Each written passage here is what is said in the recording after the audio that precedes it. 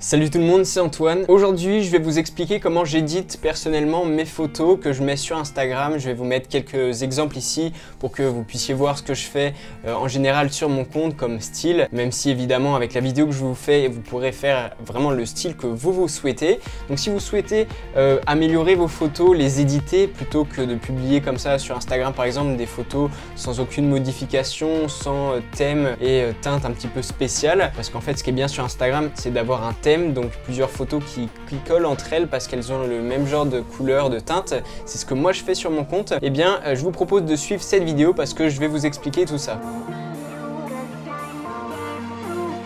Si vous voulez gagner du temps au quotidien en apprenant à mieux vous servir de vos appareils high-tech et en les choisissant judicieusement, vous pouvez vous abonner à ma chaîne dès maintenant et cliquer sur la petite cloche pour être notifié dès que je sors une nouvelle vidéo. Alors pour commencer, j'édite mes photos sur l'ordinateur et j'utilise pour ça le logiciel Adobe Lightroom. Donc si vous n'avez pas d'ordinateur et que vous n'avez pas envie de mettre d'argent dans un logiciel d'édition photo, je vous conseille de regarder cette vidéo jusqu'à la fin parce que tout ce qui va être dit dans cette vidéo va vous servir même si vous n'allez pas utiliser les mêmes outils, et à la fin de la vidéo je vais vous expliquer comment vous pouvez faire la même chose sur votre smartphone, ce qui est quand même plus pratique si vous êtes en déplacement ou que tout simplement vous n'avez pas d'ordinateur, et en plus c'est gratuit. Donc pour vous montrer un petit peu sur mon feed Instagram, ce que je vous disais c'est que j'essaye d'avoir un petit peu le même style de teinte.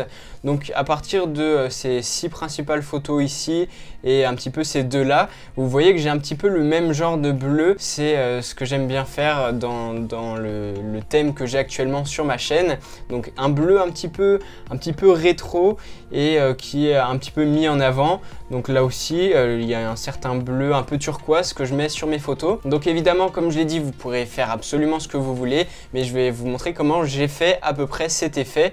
Et vous allez voir, c'est pas trop compliqué. Donc pour commencer, on va sur le logiciel Lightroom. Donc je vais pas vous faire un tuto sur comment l'utiliser. Au départ, il faut déposer vos photos dans Bibliothèque et ensuite vous pouvez les utiliser dans Développement. Dans Développement, c'est là que vous allez pouvoir faire toutes les modifs de vos photos. Donc cette photo juste ici, c'est la photo que vous retrouvez ici. Donc avec à peu près les mêmes réglages, il y a eu un petit recadrage. Donc je vais cliquer sur réinitialiser pour que vous puissiez voir à quoi ressemblait la photo au début. Donc voilà, ça c'est la photo originale. Donc comment j'édite cette photo pour avoir le même style que ce que vous avez vu juste avant? Eh bien je clique sur ce bouton et c'est terminé. Non, je rigole. En fait, ce que je viens de faire ici, c'est d'utiliser un preset, c'est-à-dire un filtre que j'ai déjà créé auparavant, et je vais vous expliquer comment créer un filtre pour pouvoir les utiliser sur toutes vos photos et donc avoir, comme je le disais, un thème de plusieurs photos qui matchent entre elles, qui s'accordent bien entre elles. Donc en fait, ici, là, vous pouvez voir, j'ai 3 filtres différents, dont un qui colle pas avec cette photo. Moi, ce que j'utilise sur mon compte Instagram, c'est ce que j'ai appelé ici mon Insta Preset N2, et ici, j'avais fait un effet mais il est légèrement différent, il y a plus de couleurs ici. Donc qu'est-ce que c'est que ce preset? Comment je l'ai fait? Eh bien c'est très simple. Tout d'abord vous allez partir d'une photo donc neutre, il n'y a rien eu de fait dessus, et je vais vous montrer comment je vais retomber petit à petit. Alors je vais pas pouvoir retomber pile sur le filtre que j'avais fait avant, mais comment j'édite la photo. Donc vous êtes bien dans l'onglet développement, et ce que vous allez faire c'est vous rendre ici sur le panneau de droite. C'est là que vous allez avoir tous les éléments qui vont nous permettre d'éditer la photo. Donc déjà on va pouvoir sélectionner la température, soit aller vers des couleurs un peu chaudes, soit vers des couleurs plus froides. Donc ici sur mon thème, vous voyez que c'est légèrement bleuté, et ensuite on peut éditer un petit peu les couleurs. Donc moi des fois je mets un petit peu en négatif ici. Donc tout ce que je vais faire ici c'est subjectif. Je ne suis pas un pro du montage et de l'édition de photos, donc c'est très personnel ce que je fais. Il y a sans doute des erreurs dans ce que je fais, mais vous allez pouvoir tester vous-même et essayer d'adapter et faire vraiment ce que vous souhaitez faire. Ensuite ici on va pouvoir gérer tout ce qui est l'exposition de la photo, et là vous allez voir que vous pouvez vraiment faire des miracles avec l'exposition de vos photos. Donc vous pouvez commencer par cliquer sur automatique si vous voulez voir ce que le logiciel vous propose. Donc quand je clique sur automatique, voilà ce qui se passe. Je vous mets en cliquant sur Y un petit aperçu avant-après entre les deux photos. Donc on peut voir que c'est exposé différemment et ça donne un petit effet sympa. Alors je vais revenir en avant, voilà. Donc si je fais en automatique, ça donne ça.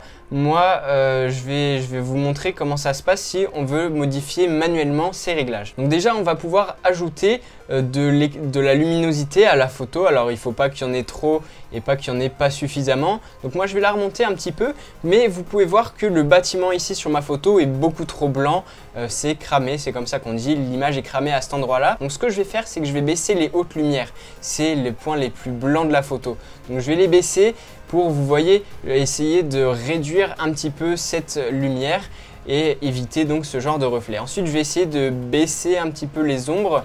Je regarde un petit peu, donc non, je préfère les remonter un petit peu. Les ombres, souvent, c'est vous, par exemple moi, sur la photo, qui vais changer en fonction de ce que je mets dans les ombres. Vous voyez les cheveux, etc. Donc je les remonte un petit peu. Ensuite, le blanc, je vais le réduire encore un peu, mais vous voyez que la photo a été prise comme ça. Je peux difficilement rattraper la couleur du bâtiment, donc c'est comme ça. Et ensuite, les noirs, on peut soit les rendre plus foncés, soit les remonter un petit peu pour récupérer un petit peu de détails parfois. Donc ce que je fais ici, je bouge beaucoup mes réglages parce que je suis en RAW. Le RAW, c'est un format qui vient directement de l'appareil photo, c'est-à-dire qu'il n'y a aucun réglage que l'appareil photo a fait. C'est un format brut de la photo avec plein de données qui est assez lourd et qui permettent d'être très flexible sur la photo, sur les réglages, sans pour autant trop dégrader la qualité. Donc si vous voulez faire la même chose après avoir pris une photo sur votre smartphone, vous ne pourrez pas aller aussi loin avec les curseurs, sinon vous allez vite dégrader l'image. Donc il faut être plus subtil dans les réglages. Ensuite, dans l'onglet juste après, vous avez clarté. Clarté, c'est quelque chose qui va vous permettre de renforcer les détails.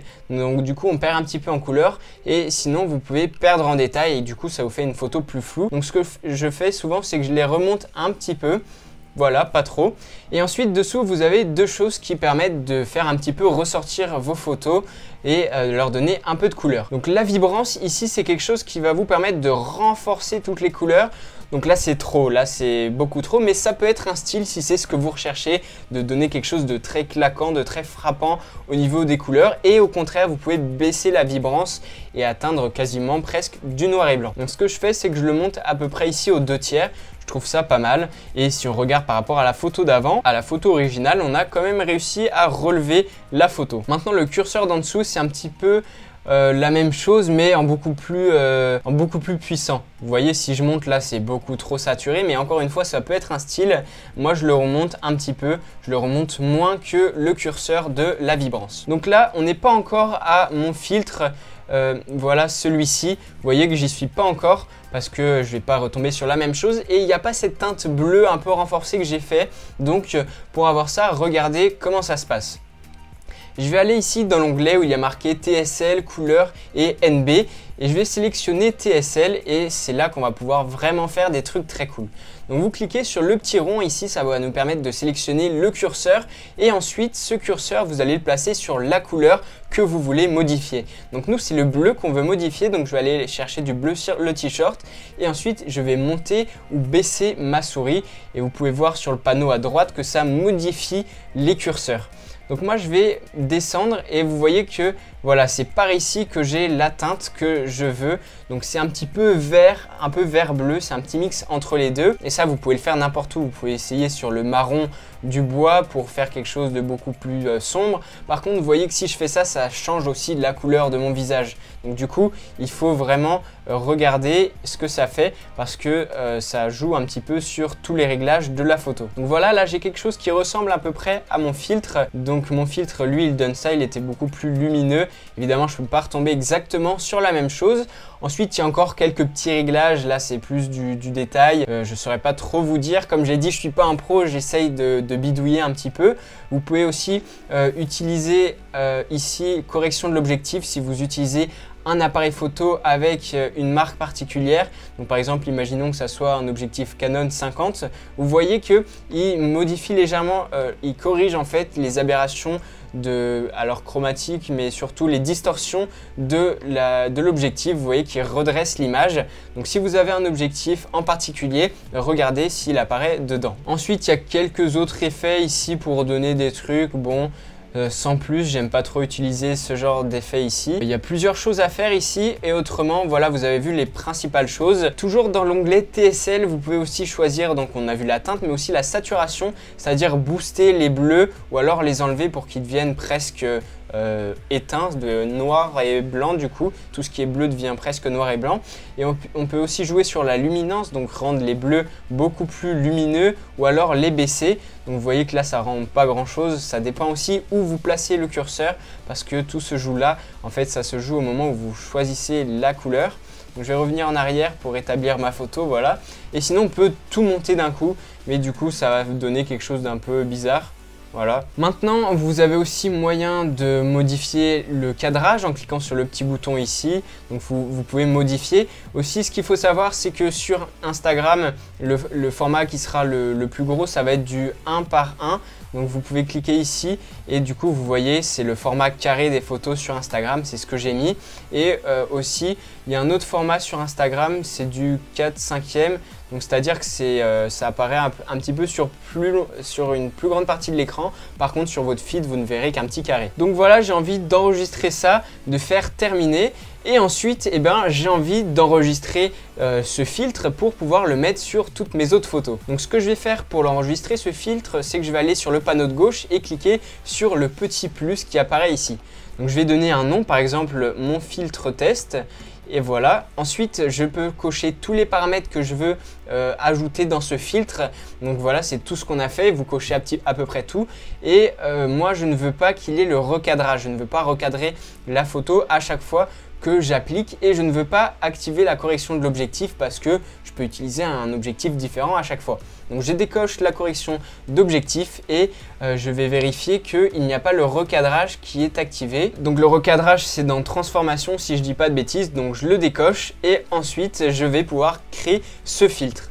Donc voilà, il est apparu juste ici dans le panneau de gauche et si je réinitialise ma photo et que je clique sur le filtre, il va remettre les mêmes réglages sauf le recadrage parce que j'avais pas envie d'enregistrer ce recadrage là. Maintenant si je vais sur une autre photo, Maintenant, si je vais sur une autre photo de la même série, je peux appliquer ce même filtre.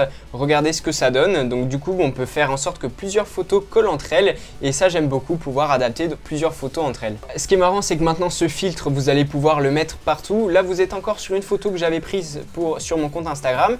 Je la réinitialise. Voilà la photo. Donc un peu plate, un peu grisâtre. Ensuite, je vais appliquer le filtre que j'ai mis sur Instagram, c'est celui-ci. Et si on veut appliquer le filtre que j'ai créé en direct dans cette vidéo, ça va donner ça. Donc c'est un peu différent, il y a un peu plus de vert si on fait la comparaison. Non, pas avec celui-là, voilà, ici et ici, c'est un peu plus sombre et vous voyez que c'est marrant, du coup je peux appliquer ce réglage un petit peu partout sur n'importe quelle photo pour faire en sorte que les images collent entre elles. Maintenant que j'ai édité cette photo, j'ai plus qu'à cliquer sur fichier, exporter et ensuite je vais choisir l'emplacement et je vais exporter la photo. Et ensuite, vous pouvez la publier sur Instagram. Par contre, il va falloir la renvoyer sur votre iPhone. Si vous avez un Mac, vous pouvez le partager en Bluetooth. Sinon, vous l'envoyez par mail ou plutôt par un service Drive parce que parfois par mail, ça baisse la qualité. Et ensuite, vous pouvez publier votre photo. Et voilà, vous avez vu comment j'ai pu faire mes réglages sur différentes photos. Je vais vous montrer par exemple cette photo, à quoi elle ressemblait au début. Donc la photo du casque, elle était comme ça au début, on voyait vraiment rien. Donc vous voyez qu'on peut après récupérer ou assombrir de l'image. Et ensuite, si j'applique le filtre qu'on a fait à l'instant, j'ai plus qu'à cliquer dessus et voilà, il apparaît. Par contre, vous pouvez voir qu'il y a des réglages qui ne collent pas très bien. Donc du coup, des fois, il faut adapter un petit peu le filtre et pas juste le poser et basta, c'est terminé. Donc là, vous voyez que c'est beaucoup trop bleu. Donc je vais jouer sur la balance des couleurs pour essayer d'enlever ça. Elle est un petit peu sombre aussi, l'image. Je vais remonter un petit peu. Voilà, encore un petit peu. Je vais remonter légèrement les ombres aussi. Peut-être un petit peu les noirs. Ouais, comme ça. Et donc, vous voyez que c'est mieux que l'image du début qui était vraiment trop sombre et trop vert. Et si j'applique le filtre que j'ai fait de base, c'est celui-ci. Et aussi à mes débuts, donc dans les photos que j'ai mis ici, là, partout ici. Donc il y en a qui collent pas très bien parce que si vous n'avez pas le même genre de couleur dans la photo, vous ne pourrez pas avoir la même modification. Par exemple, s'il y a du rouge ici, on ne peut pas faire apparaître du rouge, du bleu alors qu'il n'y en a pas du tout sur la photo. Ça serait pas beau du tout. Donc ici sur les photos avec les couleurs un peu orange et tout ça, j'ai utilisé le filtre. C'est le premier filtre que j'ai. Et du coup sur cette photo, il aurait donné ça. Par contre, mon premier filtre, j'ai arrêté de l'utiliser parce que sur par exemple la peau, les couleurs de peau, ça donnait n'importe quoi. Regardez si je l'applique, ça donne une couleur orange.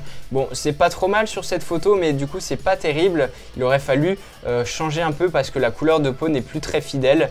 Voilà, ici on rattrape un petit peu et puis il était aussi un peu trop lumineux.